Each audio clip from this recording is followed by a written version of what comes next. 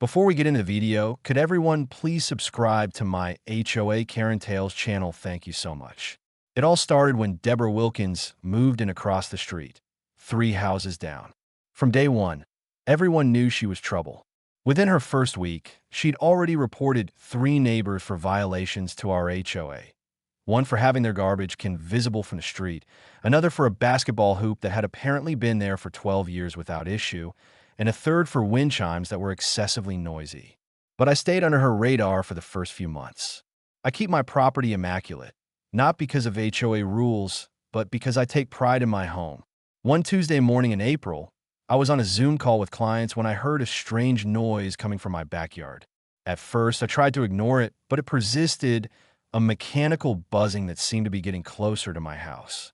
I excused myself from the call and went to investigate. What I saw made my blood run cold. There was Deborah standing in my backyard with a chainsaw, attempting to cut down my oak tree.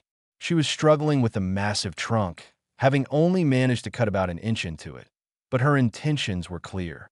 "Excuse me," I called out, trying to remain calm despite the absurdity of the situation.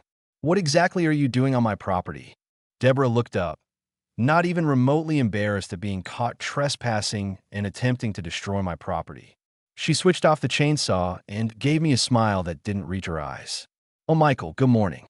I'm just taking care of this tree situation." She gestured to my oak as if it were an eyesore rather than a century-old living monument. "Tree situation?" I repeated, stepping closer. "There is no tree situation. This is my tree on my property, and you're trespassing." She laughed as if I told a mildly amusing joke. "Well, according to HOA Bylaw 47.8, trees exceeding 35 feet in height are inhibited in Oakwood Estates due to potential storm damage. This oak is at least 45 foot tall. I've measured it myself." I took a deep breath. "Deborah, first of all, that bylaw doesn't exist. I've read our HOA guidelines cover to cover.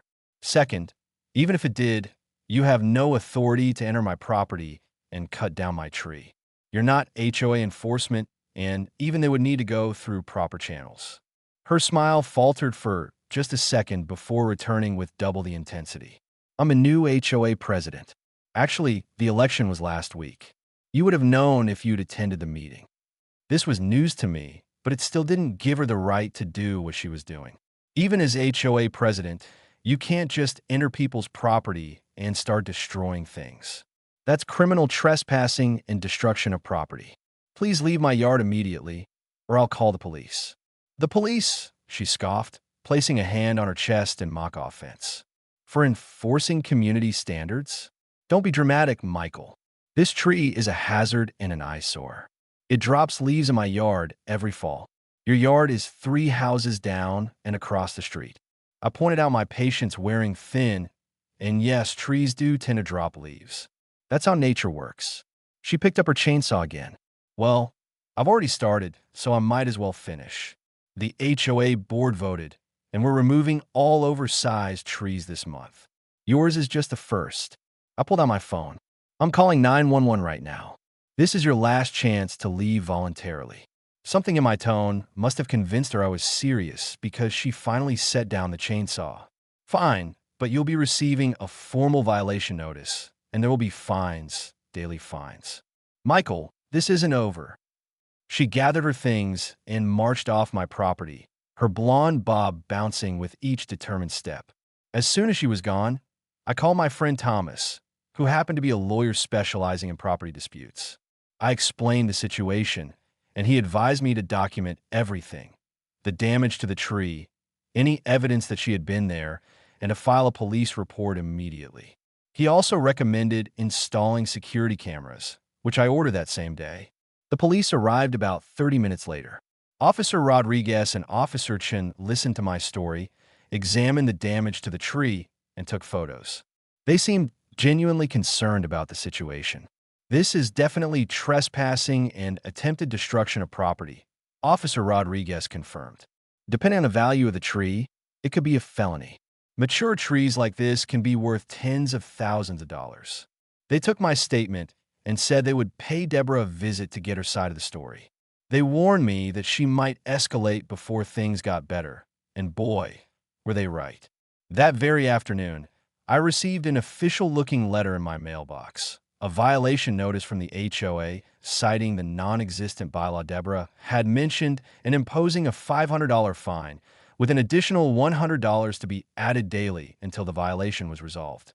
The letter was signed by Deborah Wilkins, HOA president, with a signature so large it barely fit in the designated space. I immediately emailed the other HOA board members, attaching the violation notice and explaining what had happened that morning. I also requested the minutes from a meeting where this supposed vote to remove large trees had taken place. Within hours, I received several responses expressing shock and confusion. Apparently, there had been no such vote, and several board members weren't even aware that Deborah had been elected president because she hadn't been. James Pfizer, the actual HOA president for the past 3 years, called me directly. Michael, I don't know what Deborah is playing at, but she is absolutely not the HOA president. We had our quarterly meeting last week, but elections aren't scheduled until November. She volunteered to join the landscaping committee. That's all. Things were starting to make more sense.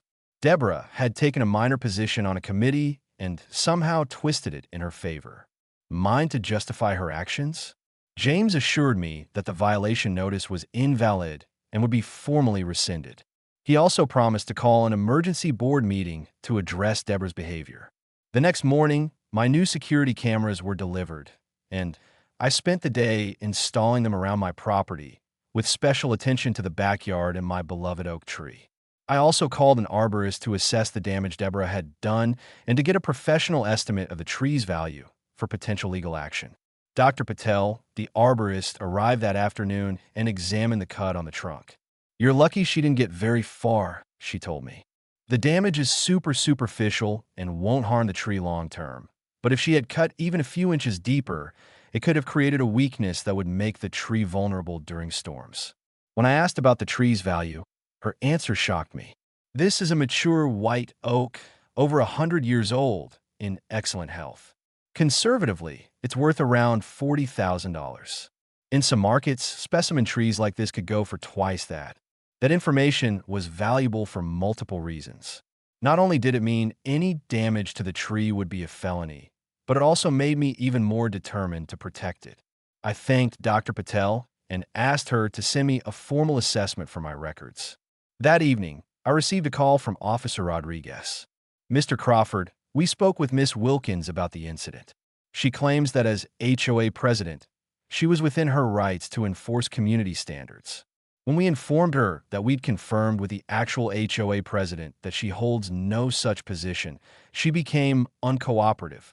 "What happens now?" I asked. "We've issued her a warning for criminal trespassing and attempted destruction of property. We also informed her that if she sets foot on your property again or attempts to damage your tree, she'll be arrested. The district attorney is reviewing the case to determine if charges will be filed for the damage she's already done." I thanked the officers for their help, feeling relieved but still uneasy. Something told me this wasn't over. The next few days were quiet, too quiet. Deborah's house showed signs of activity. Lights turning on and off, her car coming and going, but she made no attempt to contact me or, as far as I knew, any other neighbors. The HOA held their emergency meeting, officially censured Deborah for her actions, and removed her from the landscaping committee. 5 days after the incident, I woke up to the sound of heavy rain and wind.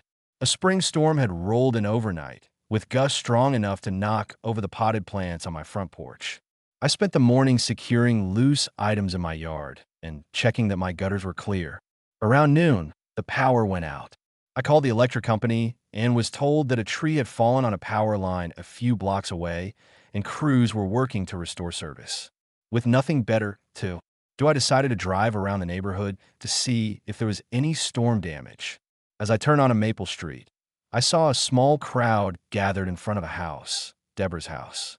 At first, I thought maybe she was having some kind of event despite the storm, but as I drew closer, I realized what had happened. A massive pine tree from her front yard had toppled over, crashing directly into her roof. The damage was extensive, with a large section of the roof caved in and water undoubtedly pouring into her home.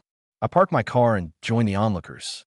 One of my neighbors, Alina, filled me in on what had happened. That pine has been dead for at least 2 years, she explained. The previous owners were going to have it removed, but they sold the house before they got around to it. Deborah refused to spend the money to take it down properly, even though several people warned her it was a hazard. The irony wasn't lost on me. The woman who had tried to cut down my healthy oak because it was supposedly a hazard had ignored an actually dangerous tree on her own property. Emergency services were already on the scene, fire trucks with their lights flashing and paramedics standing by. Fortunately, no one appeared to be injured. Deborah stood on her front lawn in a raincoat, gesticulating wildly as she spoke to a firefighter. Even from a distance, I could tell she was not handling the situation well. I was about to leave. I had no desire to intrude on someone else's misfortune, even Deborah's, when she spotted me. Her eyes narrowed, and she marched across her waterlogged lawn in my direction. "This is your fault," she shouted loud enough for everyone nearby to hear. "You did this." The accusation was so absurd that for a moment, I couldn't even respond. "Excuse me, how exactly is your dead tree falling on your house my fault? You called in a complaint about my tree to get back at me. I know it was you." She was inches from my face now, her finger jabbing in my direction. "Deborah, I didn't call anyone about your tree. I didn't even know you had a dead tree until just now. This is the first time I've been on your street in weeks." "Liar.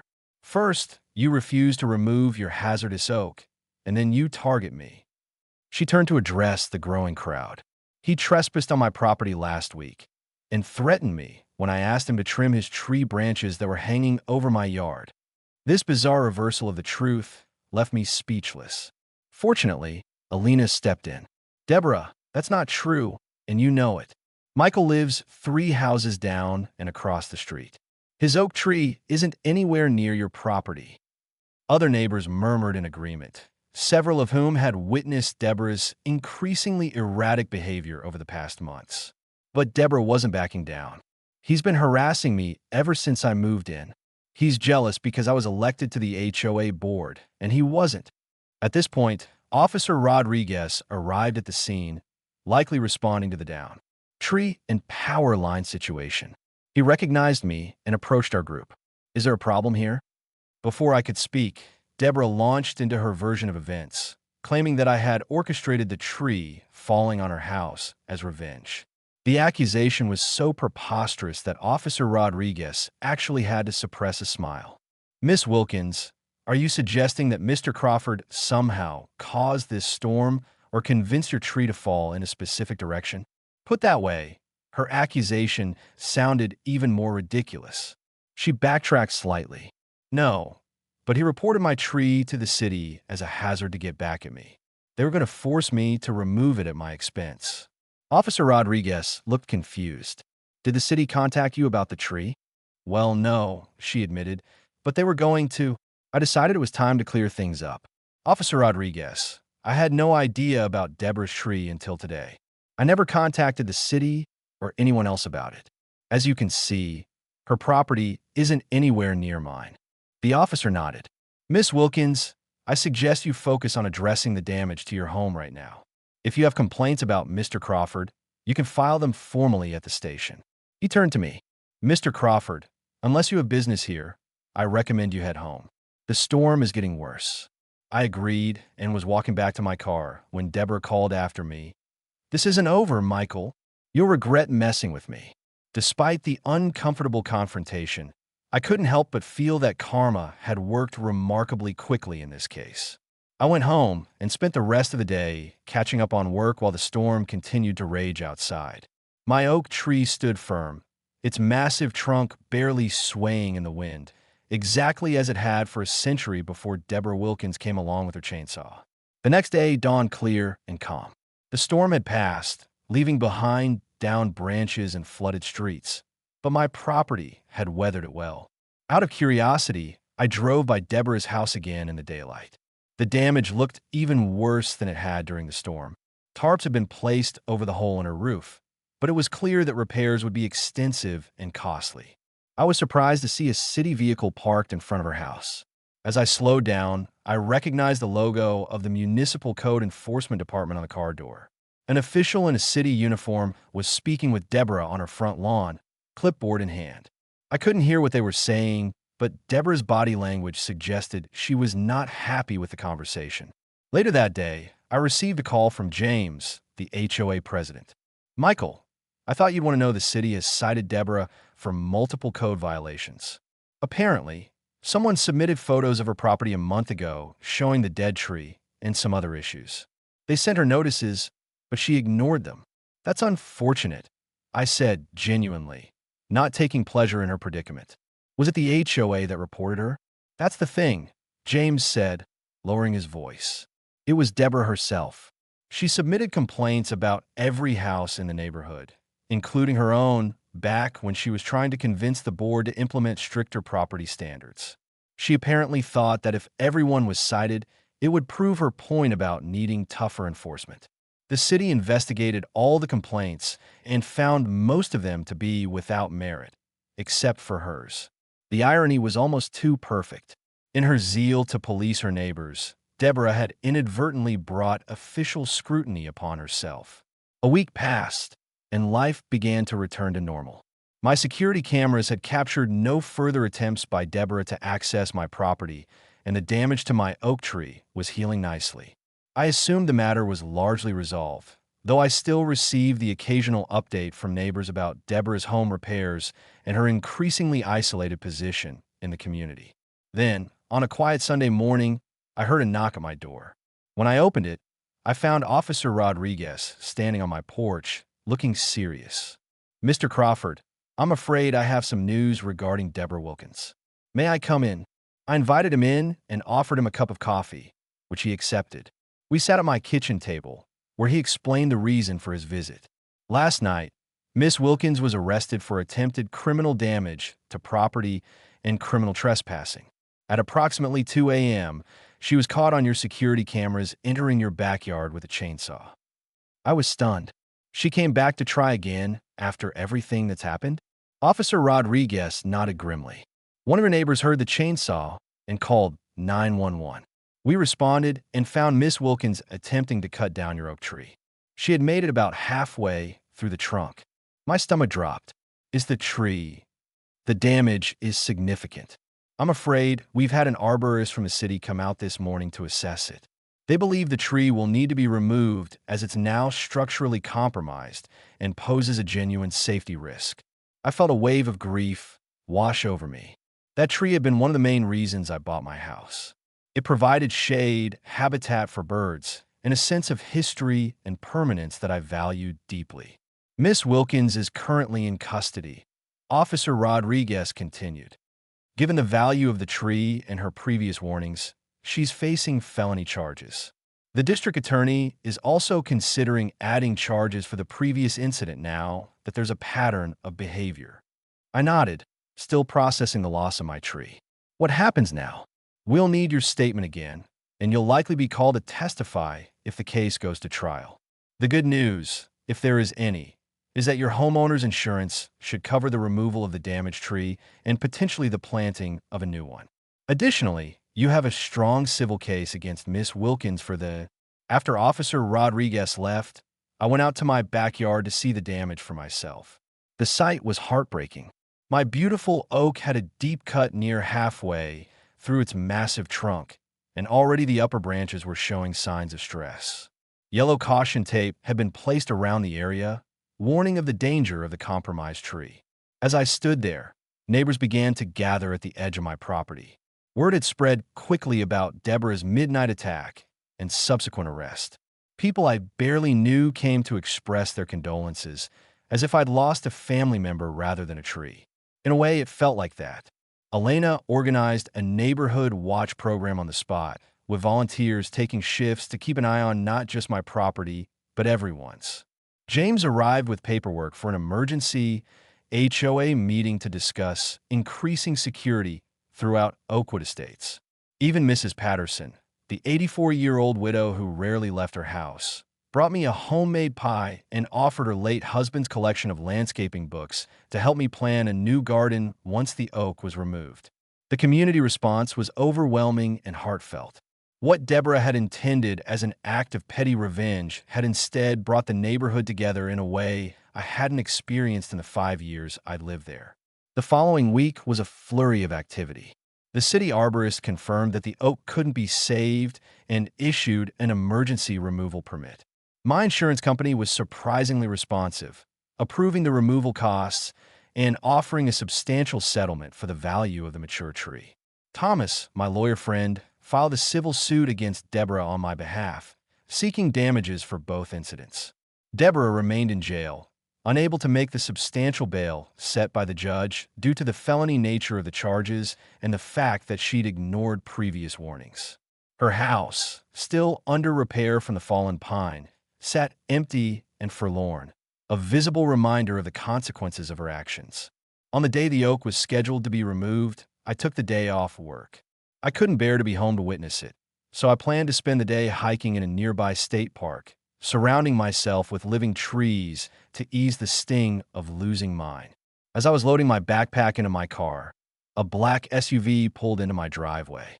A middle-aged man in a suit stepped out, introduced himself as Richard Wilkins, and explained that he was Deborah's ex-husband. "Mr. Crawford, I want to apologize for Deborah's behavior," he said, looking genuinely embarrassed. "I've been hearing about this situation from our children, but I didn't realize how serious it had become until I got a call that she'd been arrested." I wasn't sure how to respond. Richard seemed sincere, but I was wary of any connection to Deborah at this point. He continued, "I'm not here to defend her actions. They're indefensible. But I did want you to know that she's been struggling with some mental health issues since our divorce 3 years ago. That doesn't excuse what she did to your property, but it might help explain it. I appreciate your coming by," I said carefully, "but this has gone beyond neighborly disagreements. She destroyed a 100-year-old tree that can't be replaced." Richard nodded solemnly. "I understand. I'm not asking you to drop any charges or claims. In fact, I've already contacted your attorney and offered to cover the full cost of the tree and any related damages as part of the settlement. Deborah may not have the resources, but I want to make this right. This was unexpected. That's generous of you. It's the least I can do. And there's one more thing." He reached into his jacket and pulled out a business card. "This is the contact information for a specialist in historical trees. He works with a nursery that has been cultivating offspring from notable trees around the state. They have several young, white oaks grown from acorns of trees similar to yours. They're about 15 years old now. Not a century, I know, but it's a start if you're interested. He can help you select one for replanting." I took the card, genuinely touched by the gesture. "Thank you. I'll definitely give him a call." As Richard drove away, I felt some of the weight of the past weeks lifting.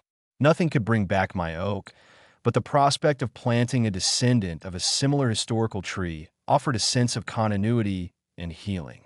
The legal proceedings against Deborah moved forward swiftly. With clear evidence from security cameras, multiple witnesses, and her own previous threats, the case was straightforward. She eventually accepted a plea deal that included significant financial restitution, community service, mandatory mental health treatment, and probation. As part of the agreement, she was also required to sell her home in Oakwood Estates and have no contact with any of the residents. For months after the midnight chainsaw incident, a small crowd gathered in my backyard. The stump of the old oak had been carefully removed, and in its place stood a 15-year-old white oak sapling. Not tiny, but certainly modest compared to its predecessor. The arborist specialist Richard had recommended help me select the strongest young tree from their collection and supervise its transplantation. Elena had organized a tree warming party, with neighbors bringing dishes to share and children making decorations to hang on the nearby fence, not on the tree itself, as the specialist had been very clear about not stressing the new transplant. James presented me with a plaque to be placed near the tree, commemorating both the original oak and the community that had come together in its absence. As we stood in a circle around the young tree, glasses raised in a toast, I reflected on the strange journey of the past 6 months. A woman I barely knew had declared war on my tree and, by extension, on me. She had caused genuine loss and grief. But in the process, she had inadvertently created something valuable, a neighborhood that actually felt like a community. To new beginnings, I said, raising my glass to the sapling that would, with luck and care, still be standing long after all of us were gone, and to putting down roots that last. The gathered neighbors echoed the toast. And as the afternoon sun filtered through the small canopy of the young oak, casting dappled shadows on the faces of my friends, I felt a sense of peace return. Deborah Wilkins had tried to destroy something beautiful, but in the end, she had only succeeded in making our community stronger and more resilient, much like the oak tree itself.